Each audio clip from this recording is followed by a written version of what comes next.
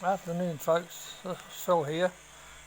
I have the electric wheels on Trade Me for the drones, um, and also those.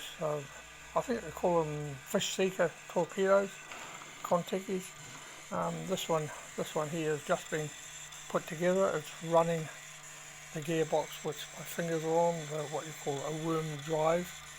Um, they are very, very tough machines. The, the motor is about the 450 class of memory, um, and as you see, they're totally waterproof. Um, there's a few holes in there if you like to take them for a swim. Not a good idea, but the idea of it is they will direct rain even in that tiny air hole, which helps for the electronic timer in there, and exit holes at the bottom as well. And those ones there go through a double layer, so they're actually not immediately collected. And there's also a tiny hole in the bottom to help. As you see, I'll just stop it for a second. There's nothing more simple. That's 1,000 meters of 36 kilo or 80 pound braid. The motor is 12 volt, 80 RPM. Frankly, you try pulling a fish in even at high speed, and you're probably going to start pulling fish off the line. The resistance in the water is amazingly fantastic. Now, what you can also do, keep my fingers out of the way, is that there, turn this forward. That there is a drag system with drag washers. It's got fibre washers in there, and if you get to the point where you have difficulty with power or anything goes wrong, all you need to do is undo that. Now you've got free. Now, of course, that's making the line go out, but if you turn around backwards, you can turn it by hand, pull the line in, go. If you turn around backwards, the line's now going to come in over the top instead. It's a bit of a science one. So now I'm winding in as you would normally, and now the line's coming in. Just because you turn it around. Now the cat it's sitting on. The motor's heavy on that side. Of course, that's why with doing this, I just sit it on the little book. Now as you see, I've actually turned the power off. The switch is a bit hard to tell, but the switch is in the neutral position, and I find it. Now press that, turn clockwise, speed control. Of course, the clutch isn't done up, but there it goes. So speed control, off in the middle. As you see, nothing works in the middle. That's a dead off. Press forward. Now that'll tell you the line's going to go out. Nothing more simpler. I've put, where are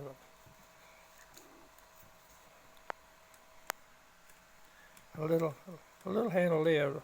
I've got little button ones that I might be able to add that to, but I already had that one, so I'll put a couple of big rubbers on it. They are glued on with an epoxy. No, it's not epoxy. I suppose it is. It's actually similar to a super glue, but a different class. You see now, very, very simple. I've still got to paint the wood. That's tannalized block of wood. I paint them up just to make them look a bit better.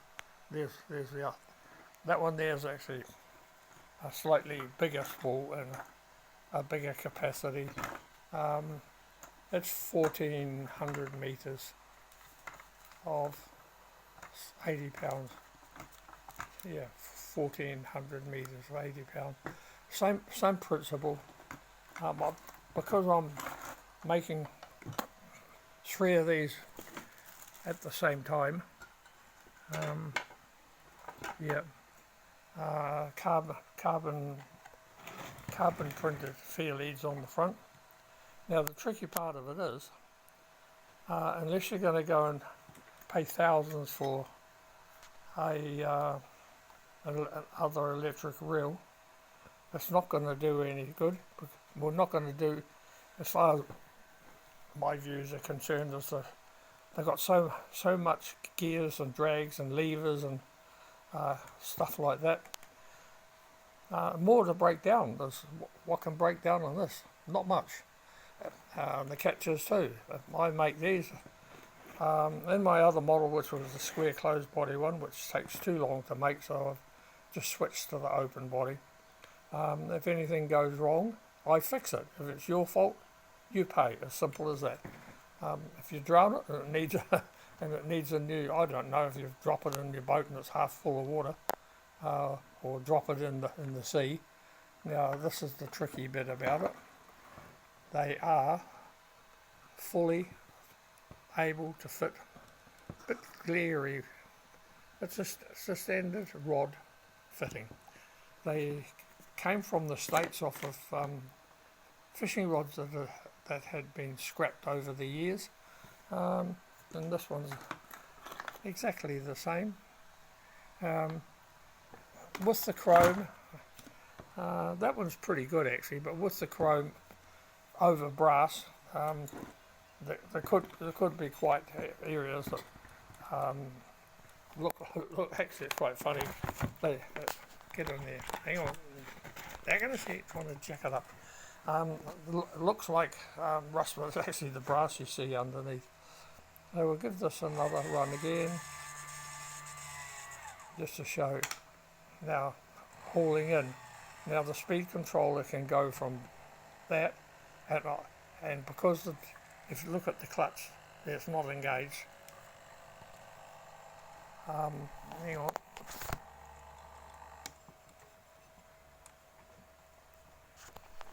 Back again, I just did the clutch up. Now I want to illustrate at low speed, it's trying to get ahead of me, and if I give it a bit more power,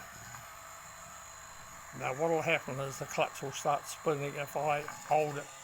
I haven't cranked it up real tight, because if it was full power and that clutch was done up properly, I would not be able to stop it.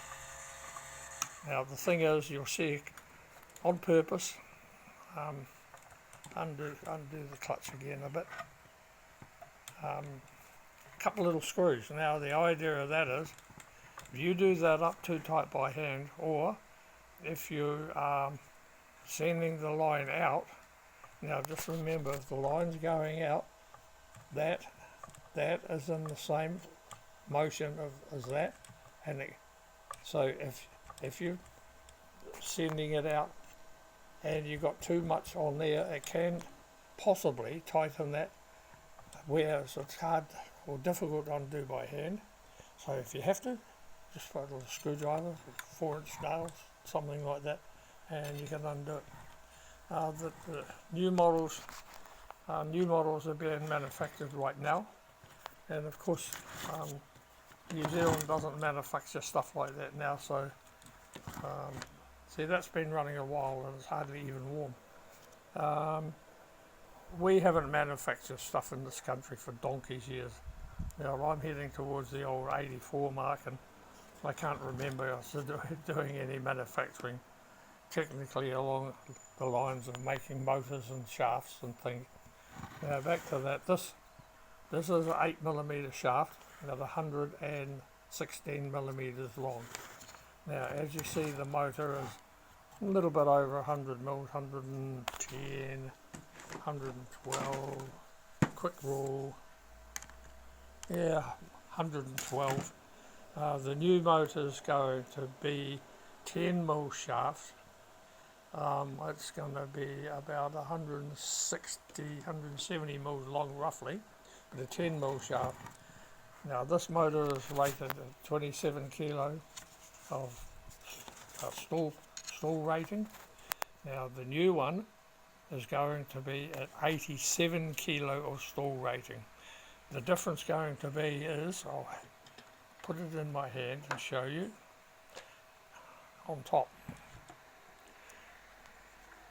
That's going to be the difference. You can see that's a 2,000 metre spool, 1,000 metre spool. The big difference. Get a side on, you see better. Big difference in the size. And this, although it hasn't been trimmed up yet, is the first of the carbon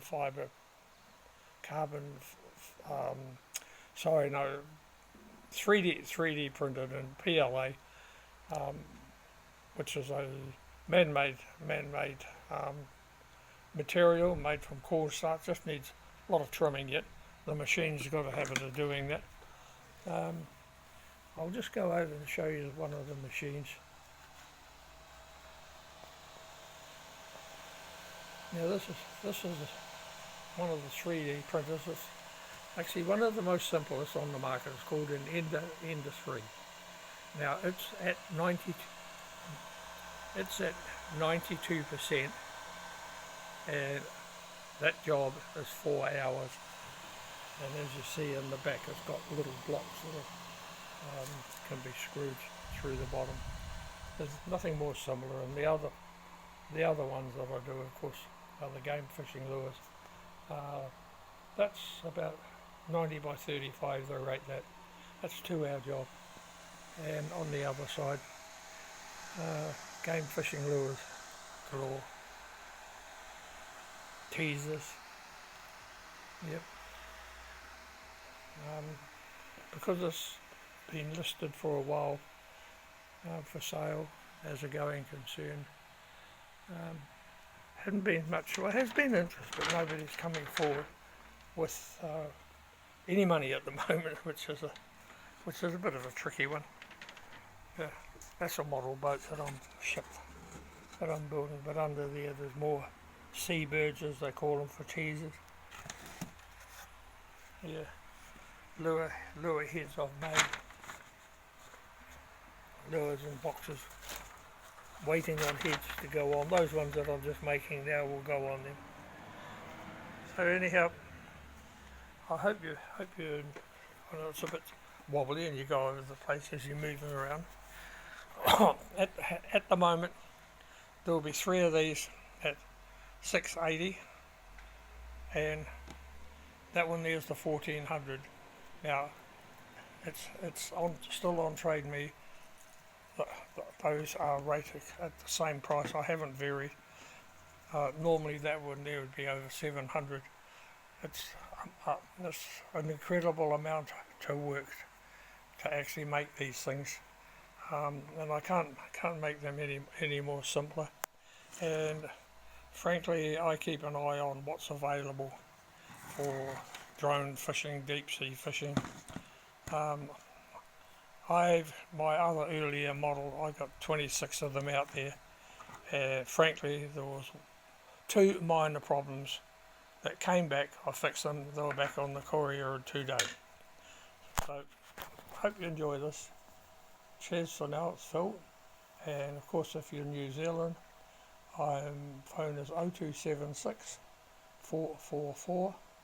or email pgcollis, which is COLLIS, pgcollis@gmail.com. Cheers for now.